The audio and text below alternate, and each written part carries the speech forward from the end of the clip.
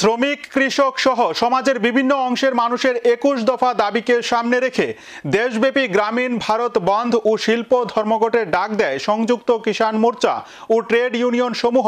কিন্তু বিজেপি শাসিত ত্রিপুরা রাজ্যে সর্বভারতীয় এই ধর্মঘটের কোনো প্রভাব পড়েনি। রাজ্যের বিভিন্ন মহকুমাগুলির সাথে তেলিয়ামুড়াতেও জনজীবন ছিল স্বাভাবিক। সংযুক্ত কিষাণ মোর্চা ও কেন্দ্রীয় ট্রেড ইউনিয়ন সমূহ ঢাকা দেশব্যাপী পরিবহন ধর্মঘট প্রত্যাখ্যান তেলিয়ামুড়া মহকুমায়। শুক্রবার সকাল থেকে তেলিয়ামুড়া মহকুমার প্রাথমিক স্তরে বিদ্যালয় থেকে শুরু করে অফিস আদালত সবকিছু ছিল স্বাভাবিক ছন্দে। অন্যদিকে ধর্মঘটের দিনে যানবাহন চলাচলের নমুনা ছিল স্বাভাবিকের চেয়েও বেশি। যাত্রী সাধারণেরও দুর্ভোগের শিকার হতে হয়নি। যদিও এই ধর্মঘটকে ঘিরে কোনো ধরনের অপ্রীতিকর ঘটনা না ঘটে তার জন্য পুলিশি ব্যবস্থা ছিল যথেষ্ট আঁটোসাঁটো। এদিকে তেলিয়ামুড়া বাস জীব চালক সংঘের সম্পাদক তপন দাস জানান, এই সিপিএম এর ডাকা দেশব্যাপী ধর্মঘট জনবিরোধী, বিশেষ করে শ্রমজীবী অংশের মানুষজনরা ধর্মঘটের দিনে কর্মহীন হয়ে পড়ে।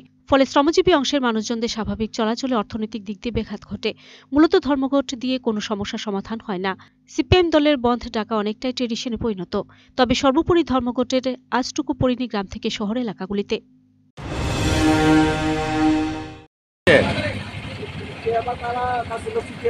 না না না অনুষ্ঠান একদম পুরা আগরতলা থেকে আমাদের বাস আইতেছে, আমাদের এখান থেকে বাস ম্যাক্স সব। অন্যান্য দিনের তুলনায় বেশি না কম? না, অন্যান্য দিনের একরকমই আছে, বেশি কে দাও হিসাবের গাড়ি যা আছে তাই না, এখন পর্যন্ত কোনো ঘটনা নেই। আর এটা মানতো না তো সিপিএম এর এই বন্ধ, কর্মনাশা বন্ধ, আর মানুষ এটা মানতে রাজি না।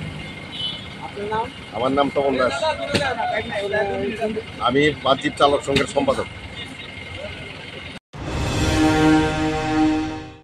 Video report search India.